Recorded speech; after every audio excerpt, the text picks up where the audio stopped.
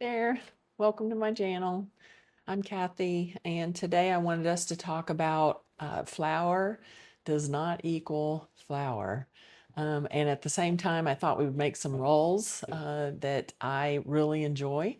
And this batch will make as many as you want, depending on the size. A 13 would be a really large, like a large size hamburger bun. But I'm going to do probably 16 to 18. That seems to be a good sandwich roll, and then just all purpose. I like to cut them in half and make them into garlic bread. In this case, I want to make rolls and bake some of them, and then we're going to do a flash freeze on a portion of them. And what that means, flash freezing means for anything, is we will shape the rolls, put a portion of them on a sheet pan, and the sheet pan, right after we shape them, will go into freezer until they are hard. And once they're hard, you can check them. I actually have not timed it. So a couple of hours, check them. They're going to be firm enough that you can collect them, put them in a freezer bag, freezer container of your choice, and these are fabulous when you want to make two. What I do is in the morning when I get up, take them out, put them on a sheet pan, sit them in my oven. No temperature on the oven, just cool oven. And you could leave them out if you choose. So I sit them in the oven in the morning, and before dinner, they have thawed, done their proofing. So now they are hopefully 2 times the size that they were when they were shaped. And yeah, take them out of the oven, preheat your oven to the 350 degrees, and bake them 12 to 15 minutes. I would say watch them once they're golden brown or brown to your liking. But yeah, this is the best way to make the number you want, 13, 15, 20, then they're perfect. But the same recipe can be used for a loaf, couple of loaves. It's a 2 pound total quantity of dough, so you can do so much. And why flour doesn't equal flour? Why did I want to talk about that? I was watching a video on YouTube, and the person making pizza dough at the time was using all-purpose flour, or pre-ground white bread flour in her video. And as she was going through the quantities, she said you can use any flour. If you want to use whole wheat flour, that's fine. And then if you want to do your home ground freshly milled flour, you can use that too, because flour is flour. She is right. You can use any flour in any recipe, and any recipe that you have that calls for all purpose or bread flour, you can substitute your freshly milled flour. You will have to tweak the quantities. Usually if you have a recipe calling for 1 cup of all-purpose flour, 1 1/4 to 1 1/2 cups of freshly milled flour to substitute for it. You can use freshly milled flour in her recipe or anyone else's recipe that calls for all-purpose or bread flour. But what it isn't is the nutrition, and that's why I am so passionate about freshly milled flour. Answer to prayer for me. Until I knew, I too thought that we have access to bread products in the store that are fortified or enriched, so those are good for us. And I've read the research, knowing what is in this little wheat berry that is stripped away is so critical to our health and well-being, that's that's the part that flour is not flour. We're just not aware of what is stripped away when flour, when back in the early 1900s, when commercial milling began, and white flour it was convenient because it could sit on a shelf, it could be shipped because it wouldn't go bad. The oils and the bran and the germ had been taken out, so it was, this miracle shelf stable food. It was our first convenience food, unfortunately. But what we don't know is what's taken out of that. Wheat berries compared to white flour after it's been processed, there is 16 times the vitamin E in the berry, which is fully retained and intact when you mill it. And the idea is you put the berries in the mill, you mill it now, and you use it now. You don't want to have excess because it's once you break this apart and it's exposed to oxygen, the vitamin E starts degrading, oxidizing, and in as little as 72 hours, your flour, devoid of that strong, powerful antioxidant vitamin E. The abundance of B vitamins in here is the full spectrum. Lower GI, those B vitamins break down in the digestive process and feed back into our colon to create the right balance of bacteria to make all of that work. So just the full spectrum of B vitamins, full of zinc. There's 10 times the fiber in this wheat berry, and fiber is so important that we usually in our diet are not going to substitute it enough or one for one. So we get our fiber through whole grains, fruits, vegetables, but we need the fiber, and this is it's the full package. I am convinced through my experience that just saying, let me add fruits and vegetables and that will be adequate fiber, it's not, because we do need a balance of soluble, insoluble fiber, and the nutrients that come along with this, with the fiber that makes it work so perfectly. What is vitamin E? Powerful antioxidant, helps protect cells from harm. Let's think cancer, Alzheimer's, skin, really powerful, important to have. And I think so much of this is, it does come down to our priorities. It's no more time consuming. I mean, if you want to talk minutes, I'm taking the berries, putting them in here, and 2 minutes later, I have the flour, use the flour in the bakings. The cost and the prep time, I consider it a wash, but we do have to think about, from a disease, chronic illness perspective, what are our priorities? And I hope that this is, an answer to prayer for you, because when you learn that so many of the illnesses of the early 1900s was driven by discarding all of the valuable nutrient-rich bran and germ, which included the oil and all the nutrients out, out the door, I say, but, to farms for animal feed. I'm glad the animals were getting it, but history and the information we know educates us that at that time is when major illnesses came on the market. Beriberi being a thiamine vitamin B deficiency. This is rooted in all neurological problems. So that, of course, is important to me because I have this idiopathic neuropathy, neurological problem. Did enriching the fiber remove that or completely solve it, or did we just stop recognizing it as beriberi? My thought is, it may have been lessened in the full expression of the disease, but do we still have it here today? And those of us who have idiopathic neuropathy, which is no explanation for why, is that still lingering beriberi, in 2025 from the early 1900s. The other one is pellagra, which is directly related to a niacin or vitamin B2 deficiency. So yeah, it's like, did the enrichment of the flour reduce or eliminate pellagra, or are we still have it, but we're just not recognizing it as pellagra?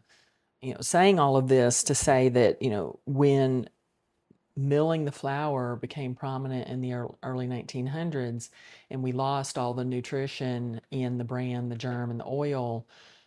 These diseases started, it was they scientists had to determine why. Why is this happening, and what do we do for the population? So they linked it directly to the timing of processing the flour and giving us the, convenience flour of, all purpose because of the shelf stability. And in this history, we learned that the scientists, our government of the time, encouraged the milling companies to please put the bran and the germ back, put these B vitamins that are so important back so that we can save the people. And unfortunately, what happens is greed, if we want to look at it that way, won out because the millers were, the response was no, we have a lucrative business in providing this to the animal industry for feed. That's an income source that we're not willing to eliminate and cannot be replaced with, keeping the flour intact. And then, of course, going back to all of the, excuse me, the original issues of the storability, transportability that, drove some of this. So, synthetic fortification, the enrichment of what we see on the market, in the grocery store, when we see enrichment on bread products, that means that they've replaced the B1, B2, B3, B9.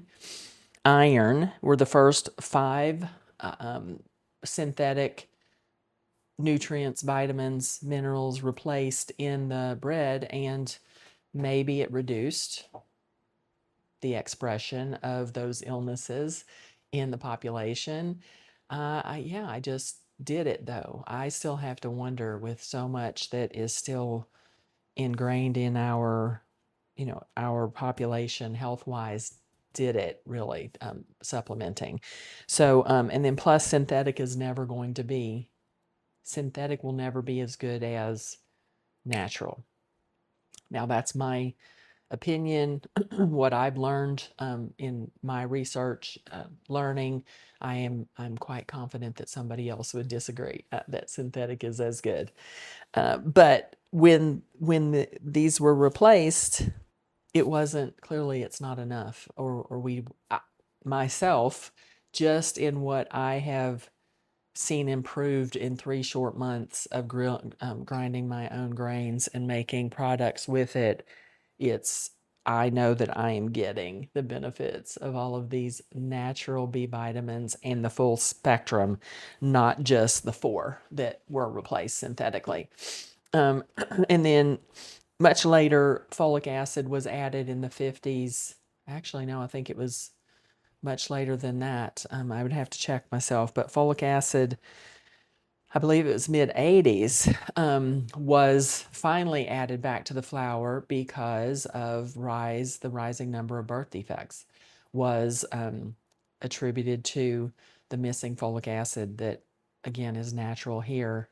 But it was early 50s that it was decided the missing folic acid was the cause of the rise in birth defects, but it was still 30 plus 40 years later before it was added as, again, a synthetic. Finding that people are having a reaction, an allergy to the synthetic folic acid that is being added for the enrichment purposes, and now it's creating an entirely new disease, if you will, that's resulting from the enrichment. So that is why I say, please think about, the priorities. If you're on a health journey, want to improve your health, I firmly believe that this has to be up there in the very top 1 or 2 highest priority items. And it's all in, what are you wanting to resolve? What do you want to prevent? And it's a couple of minutes more time, especially if you're already using all-purpose flour or bread flour to bake. It's really just a couple of minutes more. If you're not, it's not hard. It of course, anything you do start new, it will take you some time to get the grains, the equipment. But I can't think of anything that would be more important. And it is pretty satisfying, gratifying to be able to make really great tasting food items that you get to enjoy all at the same time of gaining the health benefits, reversing illness or preventing it.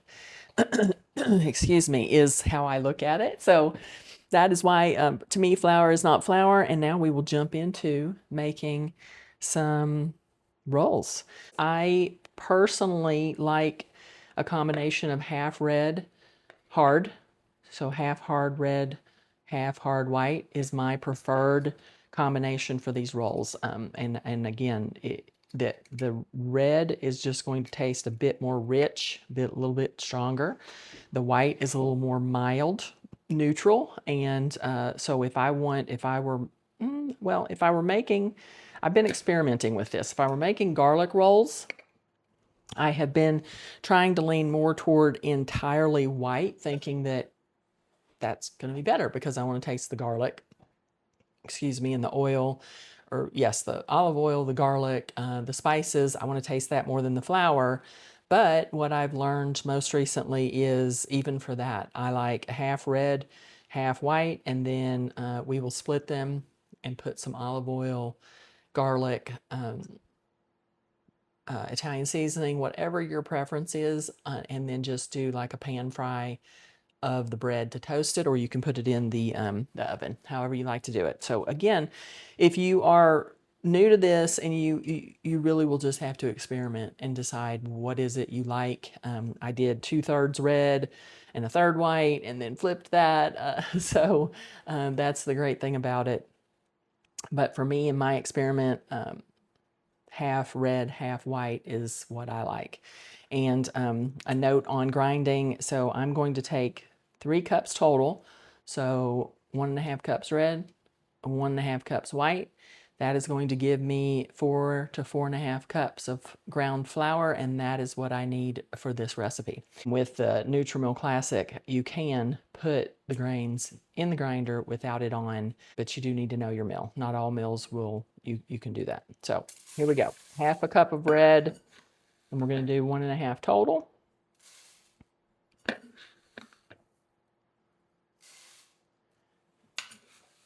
then 1.5 here. Okay.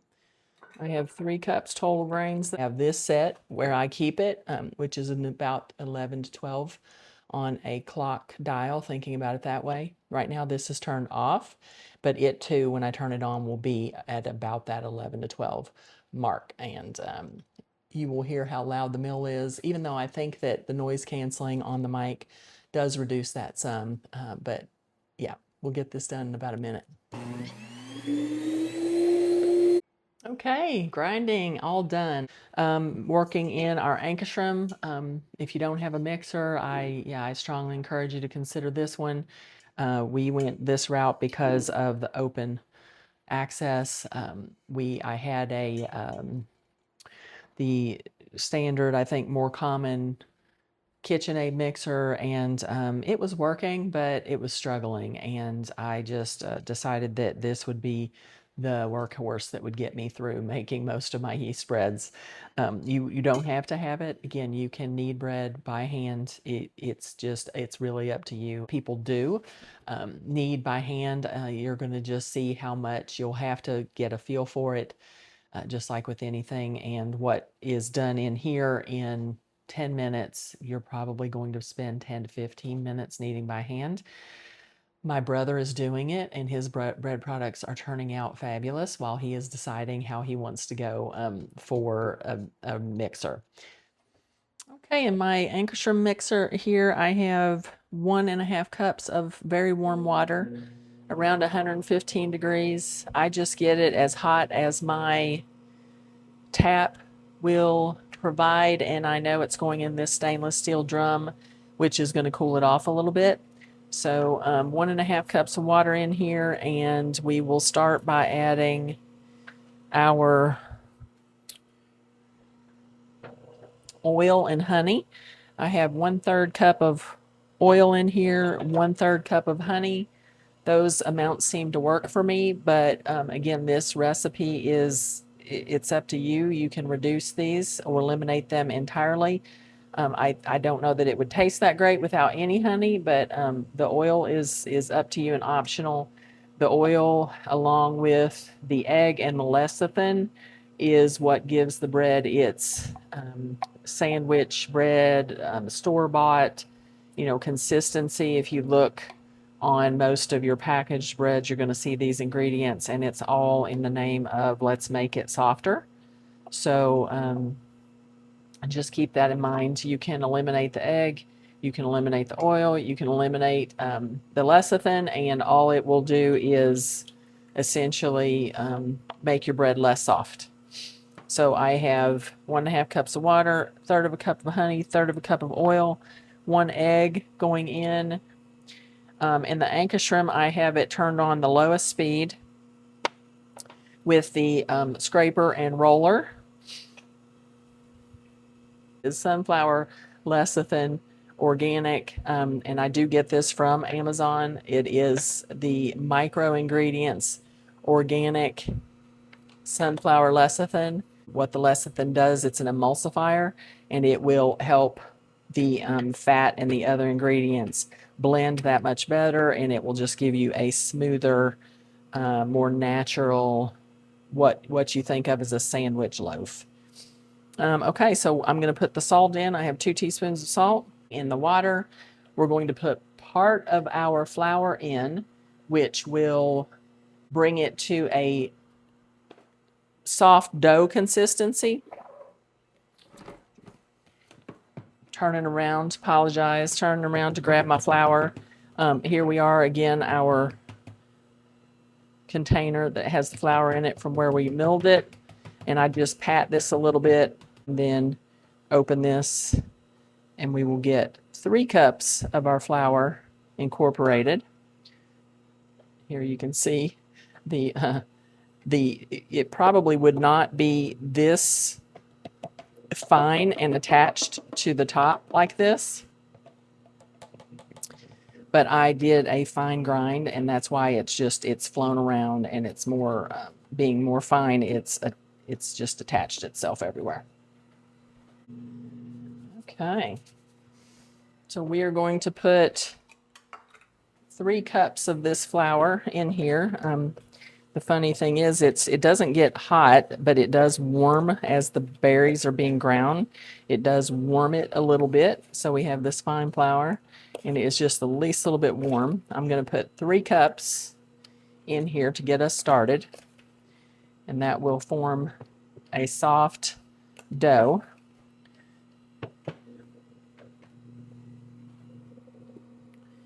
Then once those 3 are in,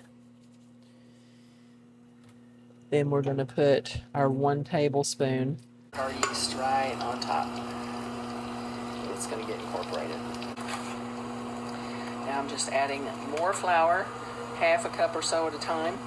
And the idea is, with this roller scraper of the Ankestrom, you can keep the dough really soft, and that the softer the dough, the softer the bread. And the key, as you're getting used to the Ankestrom, if you choose to use it, is you're using this arm to help incorporate the flour or other ingredients that get in the middle. But at the same time, you are testing the dough. So when we pull this out like this, as the dough, I'm going to turn it up just a little. As the dough has formed, when we pull this out to the center, you can see that the dough follows the roller. And the roller pulling it into that donut shape in the middle is our indication that we have enough flour. If you over flour the dough, add too much flour, it ultimately ends up with a drier dough. So your bread will be drier quicker than if you leave it a little bit more moist. So on this Ankestrom, I have the ability to set a timer. I'm going to set a timer for 8 minutes, and the Ankestrom is kneading for me. I'm going to let this knead for 8 minutes. as needed for 8 minutes. And with the Anchor-Shrim, we will take out the roller and the scraper. So that was the roller, just cleaned it off. Now we're going to clean off the scraper. It comes off with pretty much anything. And all I'm doing now is scraping down the sides of the bowl. And a little tip that I'll share is your microwave. Some people, I guess, still have microwaves, but maybe don't use them as a microwave. What I find for me is my microwave works as a really great proofing oven. So what I do is I take a mug, fill it, mostly full of water. So here is our dough. Still looks kind of loose, but we are going to put a lid on this and put it in the heated microwave. So again, put the water in the mug, put the mug in the microwave, heat it for 3 minutes until it is probably boiling. Carefully take the mug out of the microwave, and then you can sit this in what is now a very warm, nice, rising, proofing environment for this to sit in. So I'll put this in the microwave and check it in about 40 minutes to see that it is double. And that is just subjective. Just look at it, do the best you can to, what is the volume now, and then look for it to be 2 times that after. It's not as important with this first rise if it's more than 2 times. The more important time to be as aware as you can be is on the second rise after you've shaped it. So this is about 40 minutes in the microwave. I'm going to let it have its time to do its first rise, and then we'll resume. Okay, our dough has doubled in size. Hopefully you can see that in there. And then I just sprayed, this is a silicone mat that came with my Nutrimil Classic Mill. It was part of a couple of free gifts that I received because I didn't know that they were offering a special for Father's Day, but come to find out that's what it was. So I was pleasantly surprised to find that I was going to get, a few free gifts in my order. I am using this flexible plastic silicone bowl scraper to get out our dough. All right. Actually, I'm going to need this, so yep. This dough looks good. Now, this is what I do. I have my scale here. I have the scale, it's on grams. I put the full ball on there, and we have 1,184 grams. And I will ask Alexa, what is 1184 divided by 16? That's 74. Okay, so now I know that each of my rolls for me will be 74 grams. And you don't have to do this. It is entirely up to you. You can just eyeball it and divide this. But I find that I like the even size because I feel more confident that I am going to have the end result in the cooking time be more consistent. So put a little oil on here. I'm using oil, but you can use water. That one was 73, and I'm going to do all of these and get them in that 73, 74 range. It's funny. Sometimes I'm seem to be spot on, and other times a little over, a little under. Yep, I just kind of have fun with it. Once we get them all done, which I will not make you watch.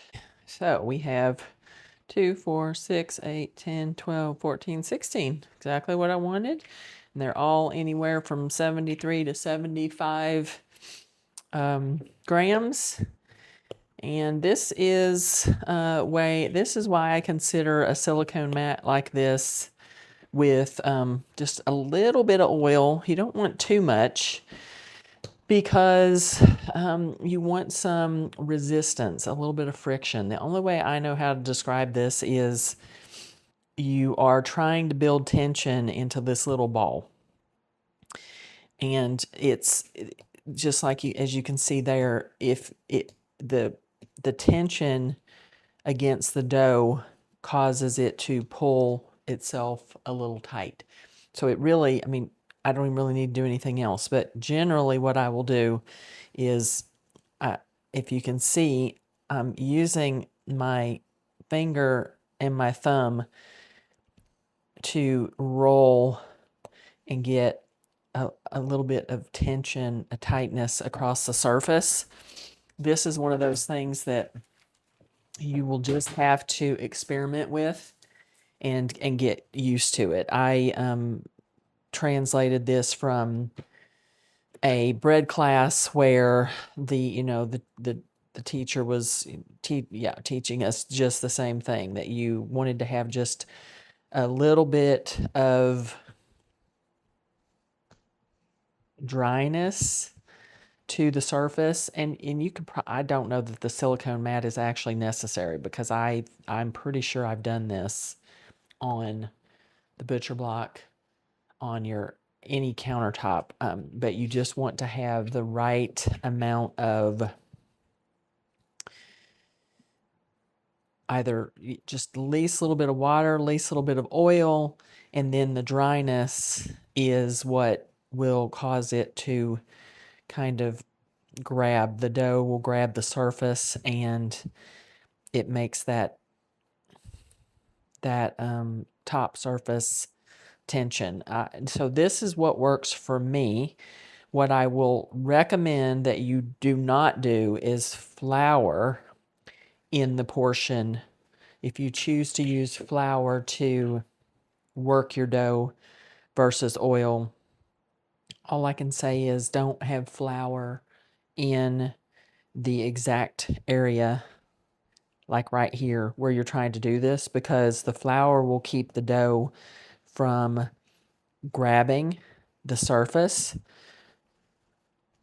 It will keep the dough from sticking. That's exactly what it's doing. You want it to stick the least little bit so that it will get the tension on the surface and have this tight little ball. So I've seen people try to do this with flour on the surface, and it won't work, because the flour is what is keeping it from sticking just enough, just that least little bit, to get it to form into a ball. And you can take as little or as much time as you need to do this as you're getting used to it. If it doesn't work, or you get tired of struggling with it and want to move on, like you can see that you can make these into little balls with your fingers for the most part, and then turn them over and kind of do this tuck and spin. That is another option. I've seen people kind of pick them up and do like I've seen cheese makers do, where they kind of push a balloon kind of ball out between their finger and their thumb. That I've just never found like I needed to do that. But as you can see here, I'm doing the same thing, just kind of pulling toward myself, moving the ball around, which lets me form it into a ball. So as you pull it over, I can tell the dough has loosened quite a bit, even since I kneaded it into that original ball to weigh it, and then divided it out. It's loosening, relaxing. So yes, you can do this one hand, you can do it two hand, whatever method you need to do. I find that if I'm doing this, I'm not getting as much tension on top. So there is our first half. We have 8 there. And as I had said earlier, we're going to freeze half of these and bake half as they are. And the idea is that if you're going to bake them today, now, then they are going to rise again. So we're shaping, and then we will put them in a, wherever. Your room temperature is where you're going to have these. You can proof them in your oven. I generally do not do that because I want my oven heating for some portion of the time that these are in their second rise. So that is why I generally will use the microwave as my proofing oven, heating the water in there to warm it up, and then it my dough sits in there until it gets to double again. So I think everybody really wants to know how long does it take to rise? And the unfortunate part is it's going to depend on your environment. How warm is your house? What is I don't know if the humidity has as much to do with the rising. Humidity can definitely influence how much flour you need to use in your baking, but the temperature is really going to drive the amount of time it takes for your dough to double in size. And when I use my microwave as a proofing oven, I don't know what temperature it gets in there, but whether I have my Ankerstrom bowl in there doing the first rise, bulk rise, or when I put these in to do the second rise, I think 35 minutes is the earliest I've had to do for the dough to get to 2 times double in size. But it's also taken an hour. And as we were saying, though, with the bulk rise, with the first rise, it doesn't matter if it rises more than double because you're going to punch it down or degas it anyway, and then you're going to shape it and then do the second rise. And so the first rise doesn't matter if it goes more than longer and it's 2 times. This is the important rise. So when you get to this point, looking at them, doing your best effort to recognize the size and when is it 2 times that much. You can use your oven. My particular oven has a proof setting. So I'm just going to get these in the freezer while they are freshly rolled. So pardon me. And this is called flash freezing. So those are in, and I will check them in a couple of hours, and I fully expect that they will be hard enough to not stick to themselves, to each other. And that is when I will pick them off the tray, put them in a freezer bag, label them, and in the freezer they go. And I can grab them out whenever I want them and let them thaw, come to, double the size, and then bake them. These are going to go in the microwave to come to double size, and that will be 45 minutes, and then we will be baking.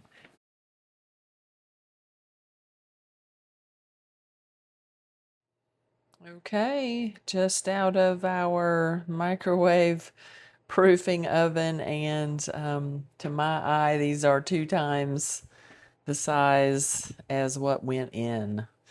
So now we are into the oven, and I'll let you see what the end result is. And here we go. Nice little buns, just waiting to be consumed. And I have my instant read thermometer here that I'm going to check one. I already did, actually. And you're looking for anything around 200 and they are done. These are perfectly golden brown. Really excited with how they turned out. The other 8 are still sitting in the freezer. And yeah, so I hope you enjoy your rolls if you choose to make these, and I hope that you enjoyed learning about flour and why all flour is not created equal.